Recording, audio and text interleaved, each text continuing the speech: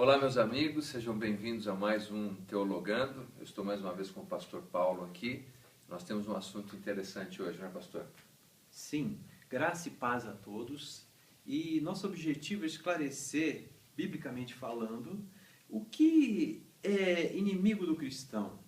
Muitas pessoas têm uma concepção errada, colocam tudo sobre o diabo, e a Bíblia esclarece que o cristão tem 3 tipos de inimigos. E nem sempre é o diabo, nem sempre basta expulsar e dizer está amarrado. Vamos ver o que a Bíblia diz sobre o assunto.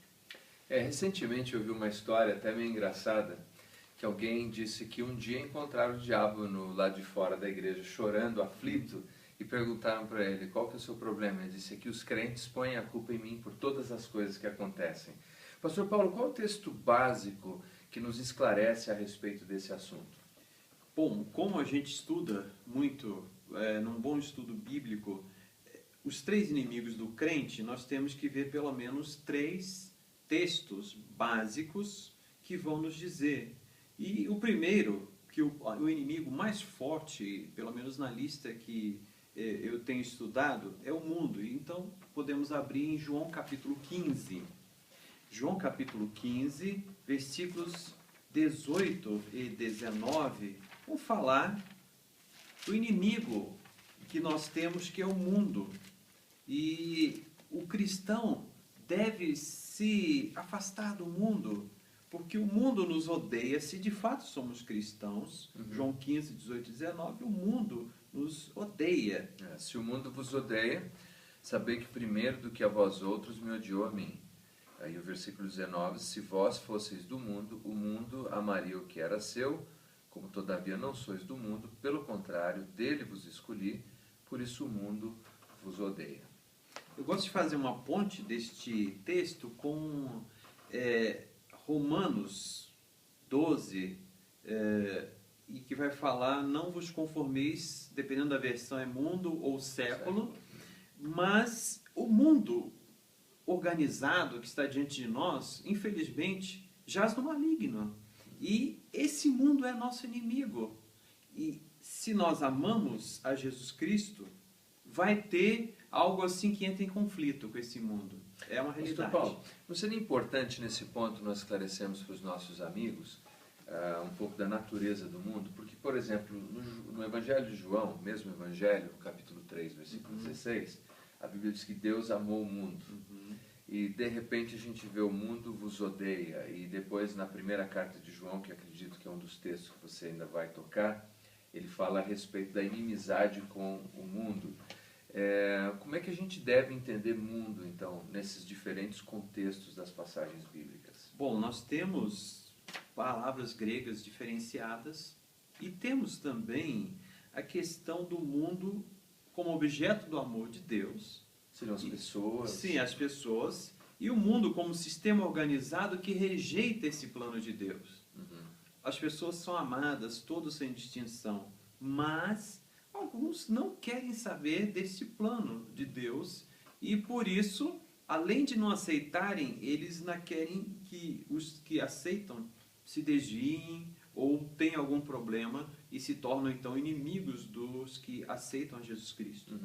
Então, principalmente o mundo como um sistema, aquilo que a gente chama de sistema secularizado, materialista, que se opõe a Deus, mesmo até em suas propostas, às vezes, religiosas, é um inimigo terrível. E isso muitas vezes é personificado pelos indivíduos com os quais nós nos relacionamos também, não é verdade? Certo. E 1 João capítulo 5 vai falar que o mundo inteiro, o mundo, não esse mundo amado por Deus, mas o mundo que é, assim, rebelde contra Deus, jaz no maligno.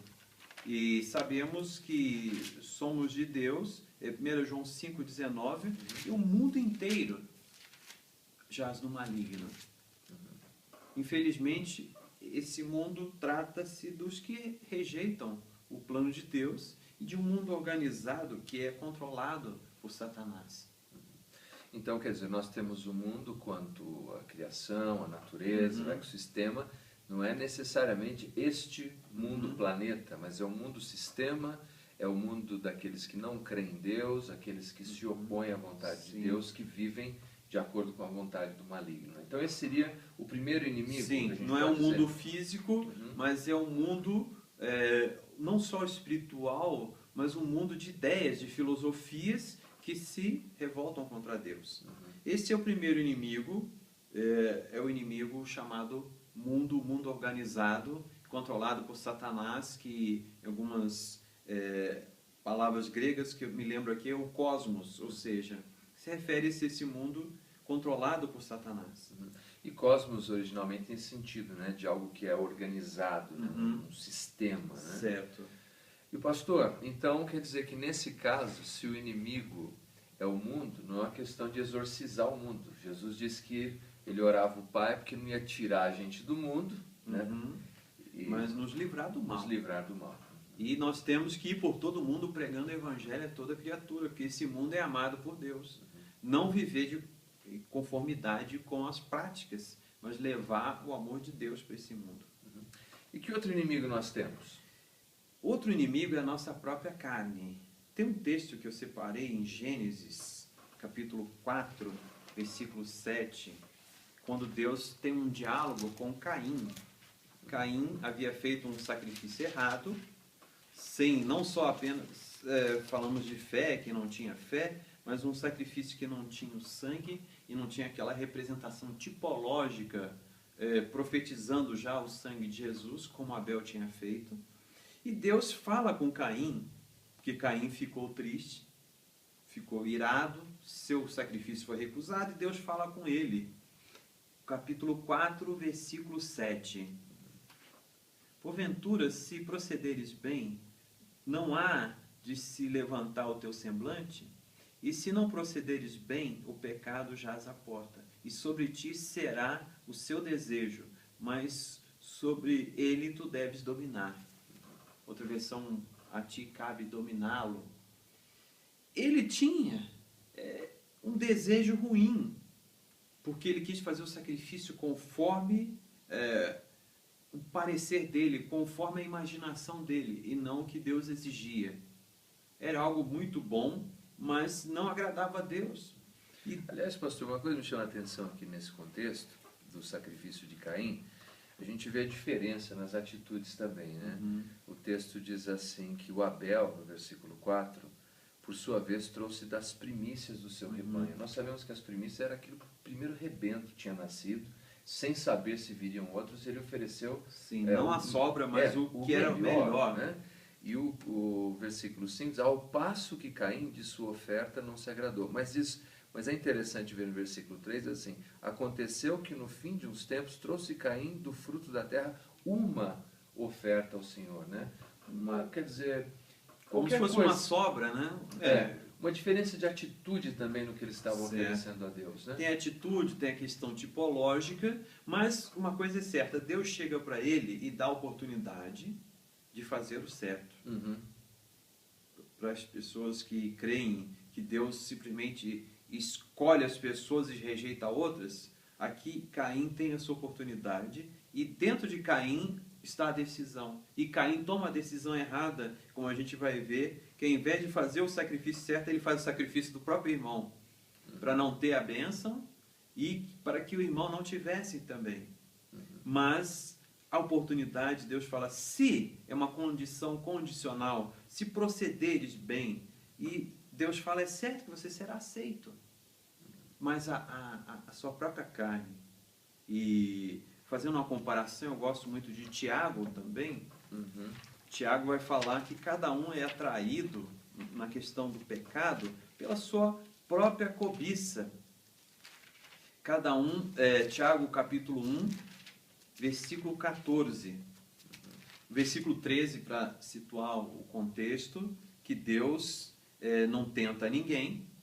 E depois a explicação, cada um porém é tentado quando atraído e engodado, ou seja, quando é pescado pela sua própria concupiscência ou cobiça, ou desejo, ou paixão, dependendo da tradução, que está em nós. E isso que leva ao pecado.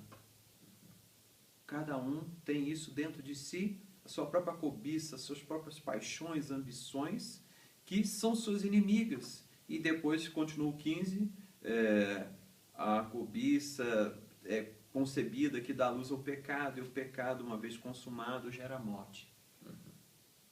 Esse é o diferencial. Nossa própria carne, nosso ego.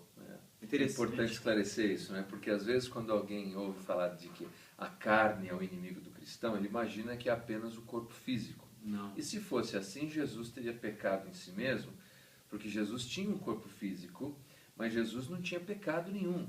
E teve fome. E teve fome, teve as necessidades próprias do corpo físico. No entanto, ele não tinha a natureza pecaminosa, né? Quando nós falamos de carne, seria apropriado a gente dizer que é a nossa natureza pecaminosa? Sim. Que em alguns quadrinhos, como a gente lançou lá no Facebook da BK, é o ego no trono. É aquele nosso desejo de agradar a nós próprios e não a Deus, entronizado. E quando esse desejo está lá embaixo, está aos pés de Jesus Cristo, ele existe, mas dominado por Jesus Cristo, a nossa vida cristã é diferente. Bom, então a gente viu, o inimigo do cristão é o mundo, um sistema organizado que se opõe a Deus, inclusive personificado com gente que nós nos relacionamos. O inimigo do cristão é a natureza pecaminosa, chamada na Bíblia de a carne. E o que mais a gente pode considerar, pastor Paulo? E comum, é o favorito de muitos. Lógico, o diabo está aí presente como inimigo também. 1 Pedro 5, versículos de 6 a 8, fala que ele anda em derredor, ele anda como que circulando em volta do cristão, buscando a quem possa tragar, a quem possa devorar. E o versículo 9 fala que a gente deve resistir firmes na fé, mas o diabo, vosso adversário, anda em derredor. 1 Pedro 5, 8. Buscando a quem possa devorar. Tragar, ele quer. Mas não é só isso. E a gente vai ver essa sequência, conforme nós falamos aqui, na tentação de Jesus. Mateus 4, que para mim, todos os sinóticos, os 3 primeiros evangelhos abordam, mas eu vejo o texto de Mateus como o mais completo. E o diabo chega para Jesus em 3 áreas. Eu vejo que a primeira área é uma satisfação do corpo, uma segunda mais do ego, e a terceira mexe com a própria adoração. Mas nessa tentação, ele chega, Mateus 4, versículo 4, primeiro o versículo 3, ele fala para Jesus, manda que essas pedras se transformem em pães. E Jesus responde com a palavra, citando Deuteronômio 8:3, que nem só de pão viverá o homem, mas de toda palavra que procede da boca de Deus. É interessante, né, como a tentação aqui apresentada, ela parece ser muito simples, né, porque passaram-se 40 dias, diz o texto, Jesus teve fome, uma necessidade fundamental de alimento, e o Satanás não aparece para ele falar, olha, transforma num cordeiro assado, mas numa coisa assim que parecia muito básica. O pão era um alimento comum. E ele disse, transforma as pedras em pães, sacia esse teu desejo, independentemente de Deus, né? E a resposta de Jesus é muito interessante, né? Nem só de pão vive o homem, mas de toda palavra que procede da boca de Deus. Há outras necessidades. Certo. Né? Então, e o diabo chega primeiro com essa necessidade, colocando que ele estava 40 dias sem comer e teve fome, diz a palavra, versículo 2, depois de ter jejuado 40 dias e 40 noites, teve fome. Uma satisfação física que é legítima, mas na hora errada, do jeito errado, se torna algo que traz a nossa independência de Deus e não nossa dependência. E depois o diabo chega e cita, agora o diabo cita o Salmo 91:11, para que os teus anjos darás ordens a teu respeito. E o diabo, 5, né? Versículo 5, levando ao pináculo, e no versículo 6 o diabo cita o Salmo 91:11 e 12. E agora nós podemos ver que Jesus é levado a ter o orgulho e também aparecer diante do mundo, que ele podia comandar os anjos se lançando lá do pináculo, daquele ponto mais alto da torre do templo. E Jesus responde mais uma vez usando a palavra. Jesus cita Deuteronômio 6,16, não tentarás o Senhor teu Deus. Então Jesus também foi tentado. Primeiro, uma satisfação da sua carne, e agora o desejo de aparecer diante do mundo, de ser alguém diante do mundo e independente de Deus, satisfazer seu próprio ego. Muitas pessoas do mundo só querem satisfazer o seu próprio ego.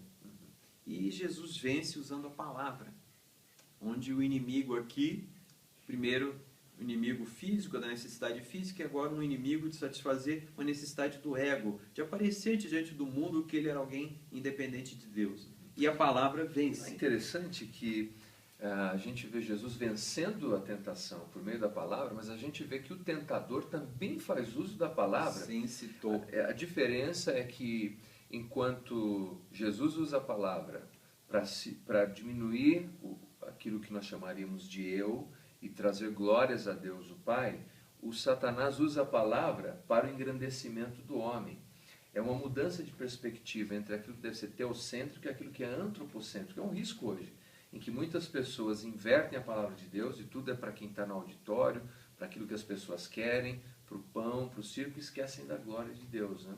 Então, o Satanás também pode usar até mesmo as escrituras para tentar. Ouvi dizer que a escritura bem interpretada é a mãe da verdade, mal interpretada é a mãe de todas as heresias, né? Sim, e somente se tiramos do contexto, onde um pedaço do texto é colocado e a gente não tem a sequência. Como já falamos na nossa conversa anterior sobre lá Êxodo 20, que Deus visita a iniquidade dos pais nos filhos até terceira e quarta geração, mas assim Deus faz misericórdia muito mais por mais de 1000 gerações. Bom, então a gente tem aqui a carne, transforma a pedra em pães, o orgulho, né? Mostra que você, hoje em dia, mostra que você é o cara, né? Se você é o Filho de Deus, faça isso. Então Jesus vence isso mais uma vez com as Escrituras. E qual seria então a terceira? Então agora o diabo, ele chega, e nós podemos confirmar a palavra que já falamos antes, que Jesus está diante do diabo, e o diabo oferece, levando Jesus a um alto monte, versículo 8, mostrou-lhe os reinos do mundo e a glória deles, versículo 9, e disse-lhe, tudo isso te darei se prostrado me adorares. O diabo, ele quer ser adorado como Deus. Note que essa parte vem por último, que depois de colocar coisas para a satisfação do corpo, coisas que nos dão orgulho diante do mundo, ele busca ser adorado como Deus. E ele afirma que ele domina, o mundo jaz no maligno. Não tem como dizer Mogi do Senhor Jesus, que infelizmente Mogi jaz no maligno. E ele oferece a Jesus as riquezas, os poderes deste mundo, se Jesus se prostrasse. Mas Jesus não se prostra. E ainda cita a palavra mais uma vez. Jesus cita Deuteronômio 6,13 e Deuteronômio 10,20, dizendo, ao Senhor teu Deus adorarás e só a Ele servirás. E terminadas essas três áreas, onde o diabo está presente, mas ele lança as coisas que vão puxar os desejos da carne, vão puxar o nosso orgulho diante do mundo, e finalmente ele quer se apresentar como Deus e ser adorado. Jesus, existindo nessas três áreas, o diabo o deixou, diz aqui o versículo 11, e os anjos o serviram. Nós podemos vencer, assim como Jesus venceu, o mundo, a carne e o diabo. Interessante, né, Pastor Paulo? Porque eu vejo muito hoje, muitas pessoas falando hoje, por exemplo, de expulsar o demônio da prostituição, o demônio do alcoolismo e outros. Mas quando a gente olha na carta de Paulo aos Gálatas, ele atribui essas atividades não diretamente a poderes demoníacos e satânicos, mas à carne. Fala do fruto do Espírito, aliás, começando no versículo 22, capítulo 5, versículo 22 em diante, ele descreve o fruto do Espírito, mas no 19 ele fala dessas obras da carne.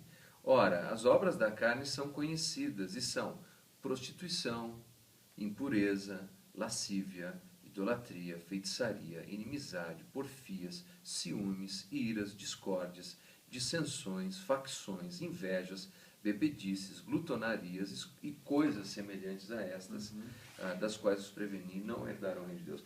Paulo, inspirado pelo Espírito de Deus, não atribui a poderes satânicos essas atividades, mas atribui à carne. Como é que alguém pode resolver o problema da carnalidade? E o próprio texto responde, esse texto é muito precioso, eu gosto no versículo 16 que diz: andai pelo Espírito e não, a vez de cumprir, não satisfareis a cobiça ou concupiscência ou paixão da carne. Porque, fala o 17, a carne luta contra o Espírito contra a carne, que são opostos. Mas se somos guiados, versículo 18, pelo Espírito, não estamos debaixo dessa lei, nós somos levados pelo Espírito. E eu gosto também do versículo 24, os que são de Cristo crucificaram a carne e suas paixões. Eu tenho que crucificar essas paixões mundanas, a minha própria carne, os meus desejos, para que os desejos de Deus, os planos de Deus apareçam, e não os meus. E muitas vezes não vão se encaixar com os meus. Mas Deus é soberano, Ele tem um pensamento mais elevado, e Ele vai me guiar no caminho da perfeição.